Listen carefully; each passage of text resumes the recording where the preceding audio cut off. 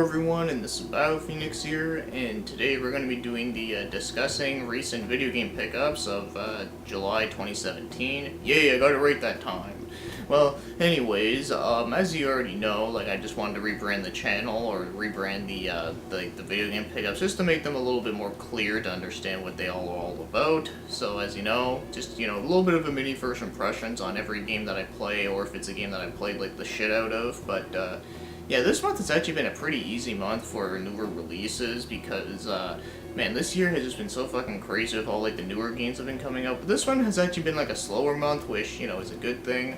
So with that said, though, before we get into the pickups, I do have one quick shout-out I want to make today. So the one shout-out that I'm going to be giving away today is going to be for GabMu, #JRPG. So with a channel name like that, you do suspect that it is going to be heavily focused on JRPGs, which, as you know me, that's pretty fucking awesome shit, because that's like one of my all-time favorite genres. So, if you do have an interest with that, I can definitely recommend checking it out, because she does do a lot of, like discussing, like general discussions on JRPGs in general. Then she talks about like, first impressions on certain like ones that she's been playing. And then of course, I know she has done a stream once. I don't know if that's something that she does like all the time because I'm fairly new to her channel, but that's actually pretty cool to know. And yeah, so that's all I can really say about her channel. She's a newer channel that like just started not too long ago, so if you do have an interest within JRPGs, then that's a channel I can definitely recommend for today. So now let's begin with some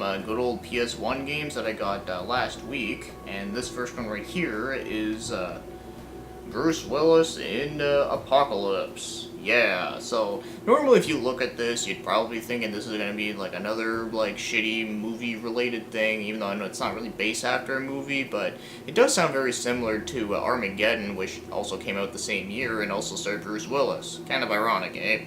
Well, anyways, this game is a third-person shooter where you just gotta like blast through all like the aliens, pick up some weapons and stuff. It kind of reminds me of Contra if it was in 3D, and if it was actually like a lot better than like the other Contra games that were on PS1. It's definitely a lot better than those.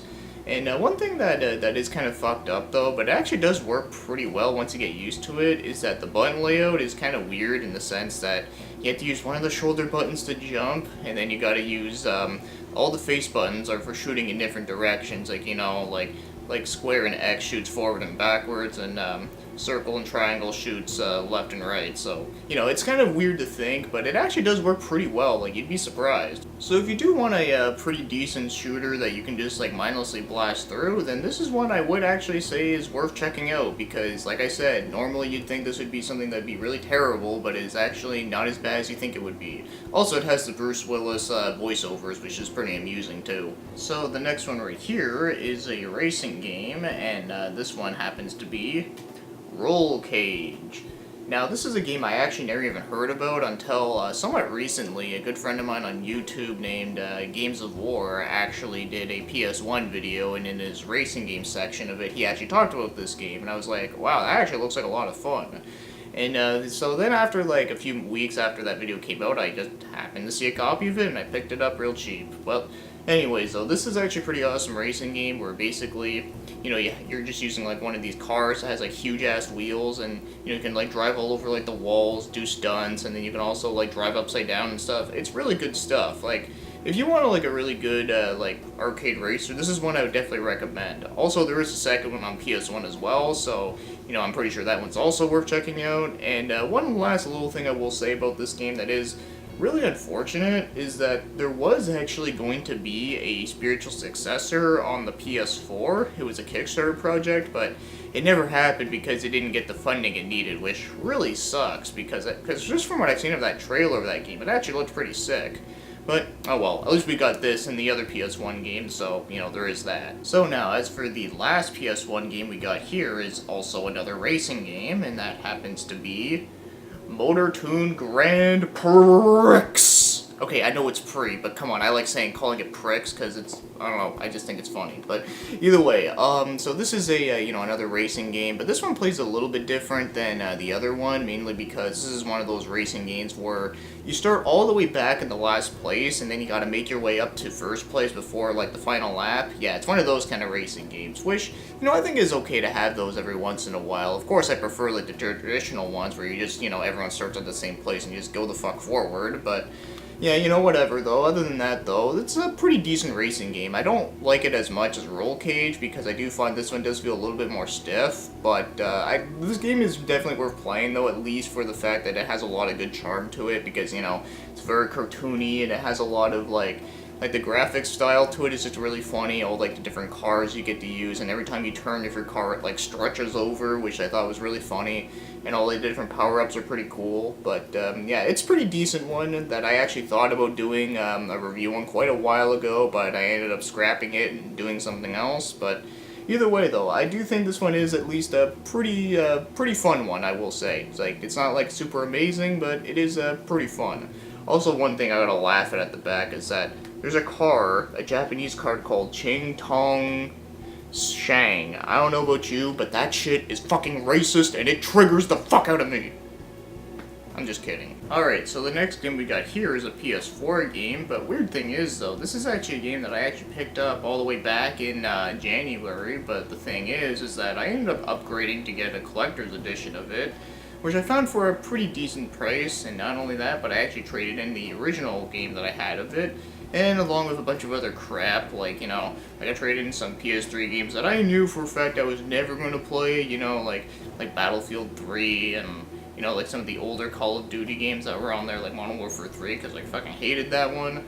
And then, of course, there's also, like, Turning Point, because that game just fucking sucks ass, and why I kept that game for so long is beyond me, and just a couple of other ones that like I said, I knew for a fact I was just never going to go back to playing. So anyways, the game that I ended up making an upgrade to is, Fate Extello, the Umbral Star, which was, like I said, this was a game that came out back in January of this year, where basically it's a hack and slash Dynasty Warrior style game with the Fate series, which, by the way, that's actually like one of my favorite anime series, and I love the manga to it. Unfortunately, I still have yet to play the original visual novel, but I'll get there eventually there. But either way, though, just from all the stuff that I've experienced with this series, I just really loved it a hell of a lot, and of course, this game is actually a pretty good one.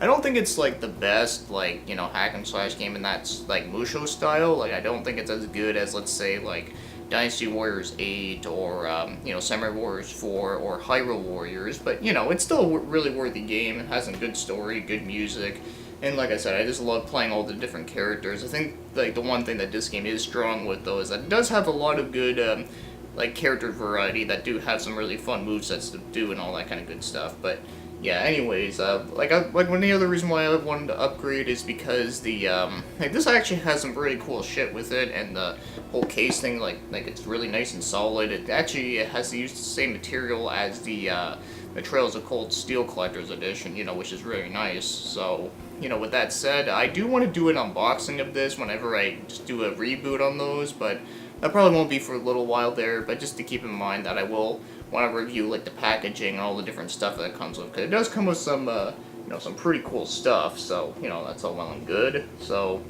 yeah, this one, I do think it is a pretty good game, especially if you are a fan of the warrior-style gameplay. Alright, so now this is the last game in this video, and this happens to be a Vita game that's also an action RPG. Yes, they are still making Vita games in 2017, if you can believe it, people.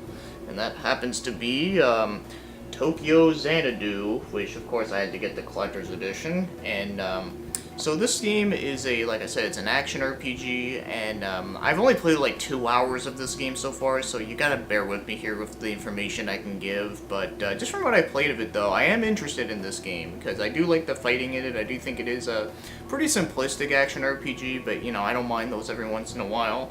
And of course, the story in it seems decent so far, but since this is a Dion Falcom game, I do suspect that, it is going to be one of those stories where it kind of starts out very typical, like, like lighthearted shit, but then it gets like really good near like when you progress through it and nearing the end. And another good thing that I have heard about this game is that it's actually not too long of an RPG. Like I don't know exactly how many hours it was, but I know a friend of mine like already like beat it like within like the first week that it came out, and I was like, holy shit, man. So yeah, so with that said though, I do think that this is actually like a good, like, short and sweet action RPG, which, you know, I like that every once in a while. And of course, if you don't have a Vita and you are interested in this game, then at least there is some good news that there is going to be a PS4 version of it later on, so, you know, be on the lookout for that whenever you can. But I just wanted to get the Vita version because, you know, I just love supporting the Vita and I love playing games on it because, you know, I actually play my games on my Vita. I don't just, like, you know, leave them on the shelf and just let them collect dust all day. And that shall be it. So that's all the recent stuff that I got for this month. And of course, with that being said, hopefully you guys got some new games to check out, or some games that, you know, we can discuss on if they're ones that you've played before or ones that you've been interested in wanting to play before. Well, whatever the case is, let's discuss about this stuff as always. So with that being said, thanks for watching and commenting, and have yourselves a great day.